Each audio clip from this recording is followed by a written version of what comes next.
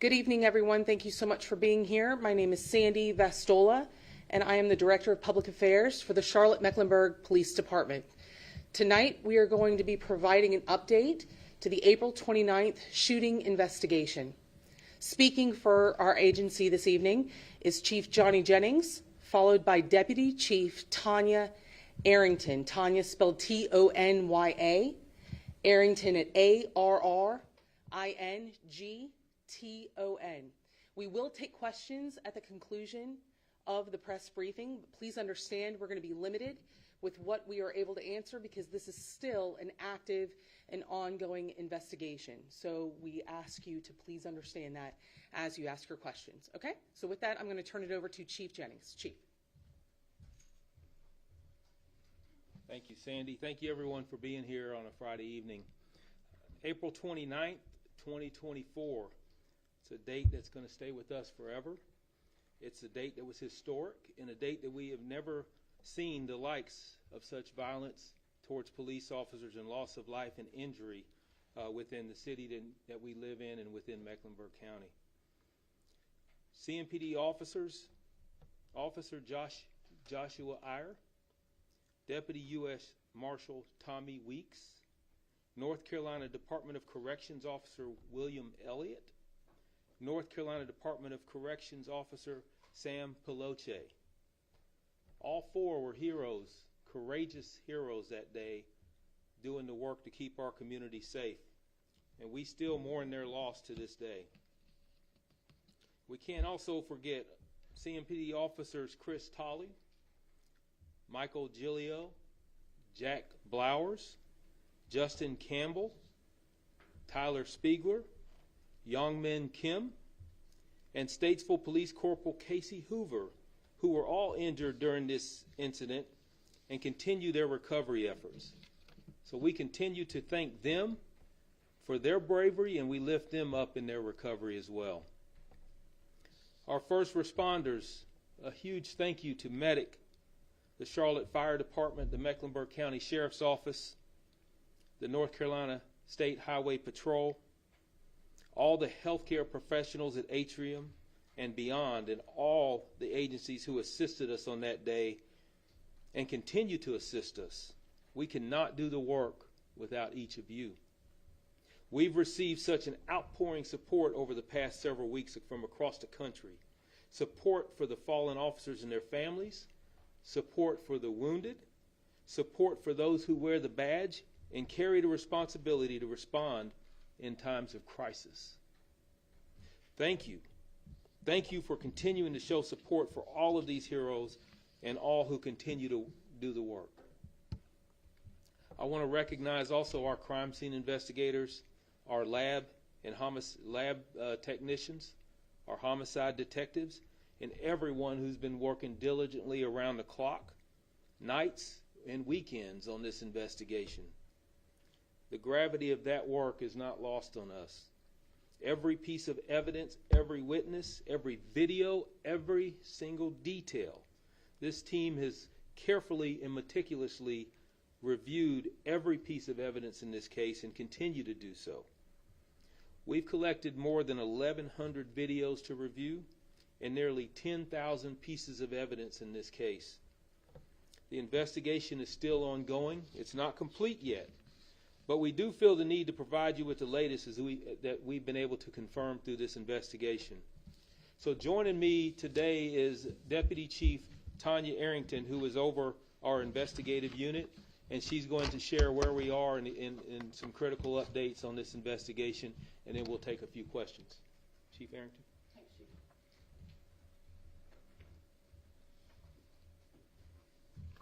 Good evening. Like you said, my name is Tanya Arrington. I appreciate every one of you being here for the update this evening. Note that this is still an ongoing investigation. Like it's been stated before, we may not be able to provide all the details you want, but we'll provide what we can at this particular time. First, we have been able to confirm that there was only one shooter during this incident. We know that early on in the investigation, there were multiple accounts of a potential second shooter. But after a thorough review of all the evidence and interviews, we have determined that there was only one shooter who fired at officers, and he was pronounced deceased on the scene.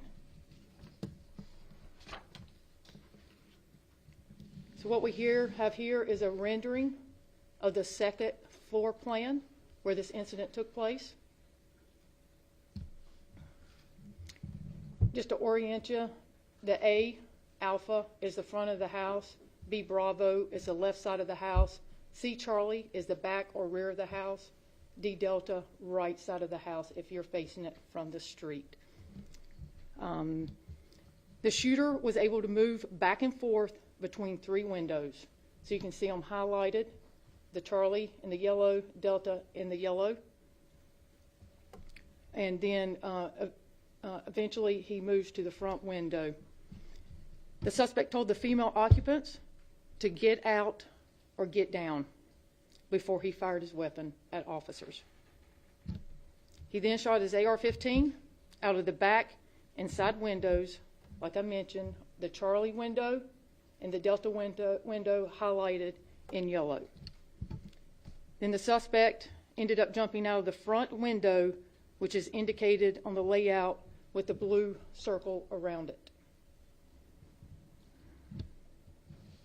Because the gunfire was coming from multiple directions, as you can see, we got the Charlie and the Delta window highlighted again from a different vantage point. Shows the 2 windows the suspect was shooting out of. This may have provided the impression of a second shooter on the scene. But like I said, all evidence shows there was only one shooter during this incident. Evidence indicates that some officers believed additional gunfire came from the home after the suspect was down in the front yard. This investigation has shown that the only shell casings collected at the scene inside the home are consistent with the rifle recovered near the suspect in the front yard where he was pronounced deceased. In a previous briefing, we mentioned that we recovered 2 guns off the suspect, the AR-15 and a handgun. What we can confirm is he only used the AR during this incident. Another note, there were no other firearms located inside the house. Officers were actively engaged with gunfire from the suspect for over 17 minutes. That's an eternity. They were in a gun battle. This leads us to our next development in the case. Our interviews and investigation revealed that an officer observed movement in a second-floor window after the suspect jumped from the house and was down in the front yard. As officers were trying to evacuate the wounded from the scene, they utilized suppressive gunfire at 2 targeted locations where the suspect was firing from to facilitate the evacuation of our wounded officers. Based on this evidence, there was no friendly fire in this case. Suppressive gunfire is a tactical maneuver where officers utilize directed gunfire to facilitate the safe evacuation of officers and wounded from the scene without risking further injury.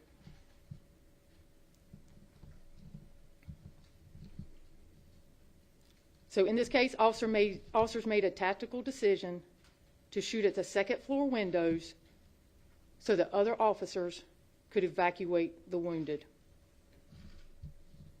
So as you can see here, it's hard to tell, but the blue arrows kind of indicating that the house sits on an elevated plane.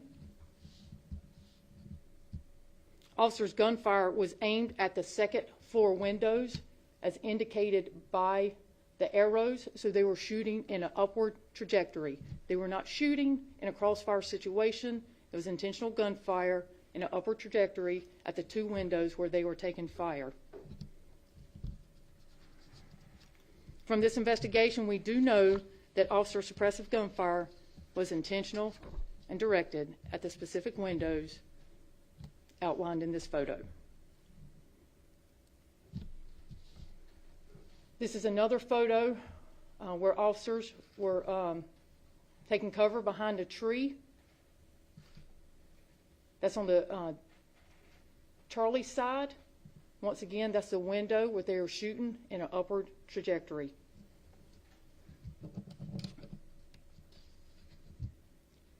We know this was not sympathetic or friendly fire. Sympathetic gunfire is when an officer would be engaged in a lethal threat and begin to fire, and then other officers would react and fire with their weapons without knowing why they were firing. The investigation concluded this was not the case. The investigation has also concluded that no officers were shot or shot at by other officers, which is considered friendly fire or blue on blue. We can confirm that the suspect was responsible for all who were shot in the line of duty that day. So let me paint the picture again. At this time, we have 8 officers that are shot. Other officers are moving in to evacuate the wounded, carefully and cautiously, after shots have been fired from the house. At this point, we have 1 suspect down in the front yard.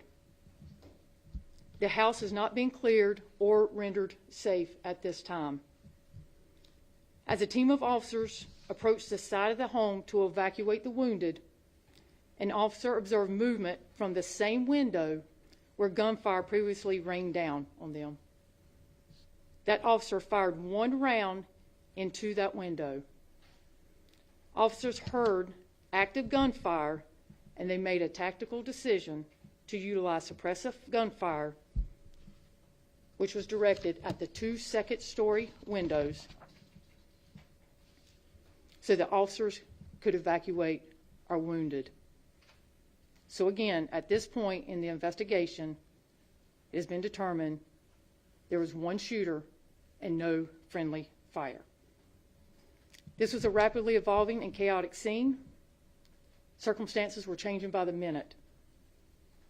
We ask that you continue to respect this process and what our law enforcement community went through that day. It was an unprecedented tragedy for this community, one that will forever be etched in the hearts and minds of our law enforcement as well as our community. We're asking you, all the media, to kindly understand that this investigation is still ongoing. Respect the investigation, all the impact from these events, including the privacy of those who are directly involved, and continuing to heal. We're still coping with this tragedy and healing from it. We're still conducting interviews and going through evidence. We will share more when we have further details. Just to reiterate the magnitude of this investigation, there were 1,128 body-worn cameras, 8,903 images, 65 officer interviews, and 765 pieces of physical evidence to process. Public Affairs will be pushing a press release on this case's developments shortly. So with that, I will open it up for questions. My first question would likely follow up would be, is there any third-party investigation like the FBI or the DOJ involved in this investigation? No, we are handling the investigation. Can I ask why they would not be involved with this? That's kind of one of the understandings that we had was between the FBI and homicide. That was before my time, but my understanding is that we would take these incidents where we had an officer shot in the line of duty. Chief, just to clarify, he jumped out of a second-story window? That's correct. So if you look at the alpha, the front side of the house, the blue highlights the window. It was a second-story window, and he came out of that window armed with 2 guns. Did he fire any shots after getting out of that window? I don't believe so. That was after 17 minutes of gunfire? Right, so the time from the first shot fired by the suspect to the time that he was down in the front yard, that was 17 minutes. How much longer did gunfire continue after those 17 minutes? So we estimate that once officers perceived a threat and they laid down suppression fire, that it was less than 2 minutes that they were able to get our wounded evacuated. So we're talking about, in total, somewhere less than 20, 22 minutes of gunfire? About 19, less than 19 minutes. The 2 females that were in the home, Yes, ma'am. can you specify where they were when all this was happening? I don't have that information. I know that after he told them to get out or get down, that they got down. Okay. And what happened in those minutes between that before, like what happened with the females from that point on? Can you share any information about that till when he was down? Any additional information? No additional other than my understanding is that they were hunkered down until he was neutralized in the front yard, and then we started communications with them. Then we were able to get them out safely. Talk about the test that was done for gun residue and what the results are from that was done on these. Right. So we did do a gunshot residue test on the females at the scene, and that has been sent to the state, but we are confident that they were not involved in the shooting. Like I said, based on kind of all the evidence that I went over and the fact that there were no other guns found in the house, there's nothing for them to shoot with, right? Were either of them injured in the shooting? No. And are they still cooperating with the investigation? Yes. What is expected from the on-call officers that were already on duty once that call came through the scanners or dispatch? I don't know that there was any expectations. What I can tell you is when something like that happens, we're all going. Whether it was a white shirt, officers in plain clothes, officers in patrol, officers in specialized units, we were all going. Could you talk a little bit about the damage to the front of the house and at what point that occurred? Yeah, so, I talked about, the suspect was neutralized. We were able to get the 2 females out safely. At that time, we still didn't know if we had another shooter in the house. So our SWAT team was deployed, and during that time, they were breaching certain areas just to ensure that we weren't going into a house where somebody was waiting to ambush us again. Yes, ma'am. I apologize for the hard question. That's okay. But all of the bullets that either injured or killed the officers were from the AR-15 rifle. Is that what you folks are? That's what we are confirming, that all of the line of duty deaths did come from the suspect's rifle. Yes, ma'am. I think, go in. Just to clarify, the suspect, did he get shot at all? Did he receive any wounds prior to him jumping out of the window? I think it's like, I don't know, like a time frame, but it was kind of all simultaneously. So, you've got 8 officers down. You got a suspect coming out of a window armed with 2 guns. So it was probably all simultaneously. Officers observed a threat, and then they fired. When the suspect jumped out of the window, was he looking to continue shooting or was he trying to get away? I can't answer that. I really don't know what his intent was, but I know he came out with 2 firearms. For clarity, when he came out with the 2 guns, what was the AR and then the handgun? Yes, ma'am. But he only was using the AR? That's correct. Okay. That's correct. After both. Yes, ma'am. If you would go into detail about the surveillance that was done on this location before you engaged the suspect, and also if you have any evidence to show that he may have been tipped off by someone that police were showing up, that he was ready to go at that moment. So I won't go into details about how they conducted their investigation, but there was at least enough time for him to go upstairs and say, get up or get down, and gain access to an AR. So you don't know if he was looking out the window or Right, anything right, like that. right. How long, if you can at least give us this, what is the time frame of how long maybe surveillance had been done on that location to determine? Once again, we won't go into details about how we conduct business. I have a question Yes, ma'am. about, will there be any new safety procedures as of this incident? Also, were the U.S. Marshals and the correction officer or Officer Iyer wearing body armor? Yeah, so my understanding is that all officers were wearing body armor. And then anytime we have a tragedy, I mean, we're always going to look at our tactics. We're always going to look at our equipment. We're always going to look to see if we can do something better. But at the end of the day, the results were only from the actions of the suspect. Can you talk terms of about that what a protection. challenge these type of weapons present to officers? Because I assume that had it been something else, had it been a handgun, perhaps all these officers would have. Potentially, yeah. So the body armor would have protected them better, or? There's different levels of body armor. We talked about active shooter vest and stuff like that are in our patrol cars. So, we do have equipment, but like I said, anytime we have a tragedy like this, or even something smaller where we don't have a tragedy, we're always looking for lessons learned. But at the end of the day, like I said, this was a shooter that was intent on trying to kill officers that day. The day, one of the neighbors said that on the day of the of attempting to search a warrant, that the officer spoke into a megaphone and told Hughes to come out of the house. Do you think that approach should have been different? Do you think it would have resulted in something different? Do you think it would have been safe for the officers? Or? No, I think it's a tactic that we use every day. It's called a surround and call out. And what we're doing is giving the suspect every opportunity to come out peacefully and, surrender to the officers that are there. So there's no doubt who we are, what we're there for.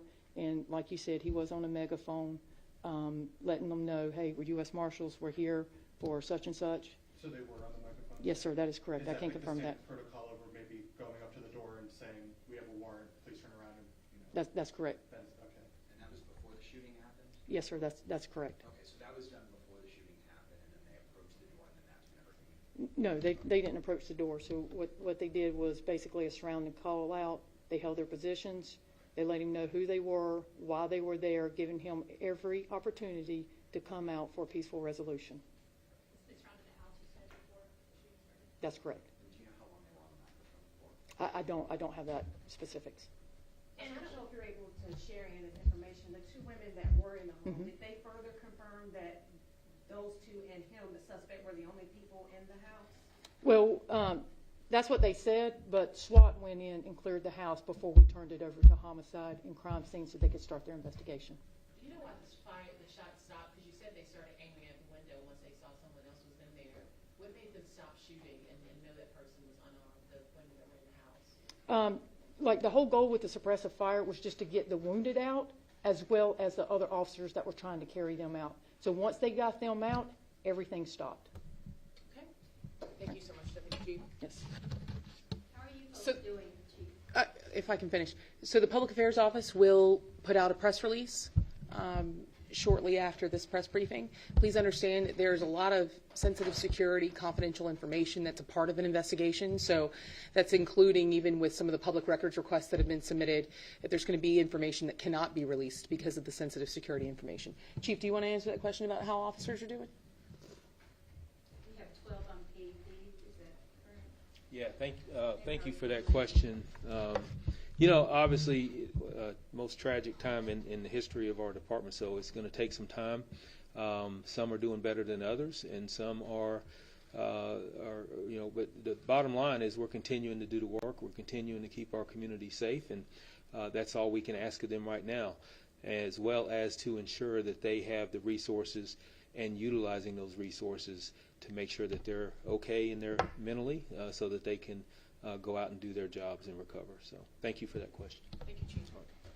And I ask you all, I'm going to reiterate one point that Deputy Chief Arrington made. Please continue to respect the investigation and respect those who are involved. We appreciate you respecting their privacy and not contacting the individuals who are directly involved with this case. Okay? Thank you all so much. Please submit your questions through Public Affairs if you have anything further. Thank you.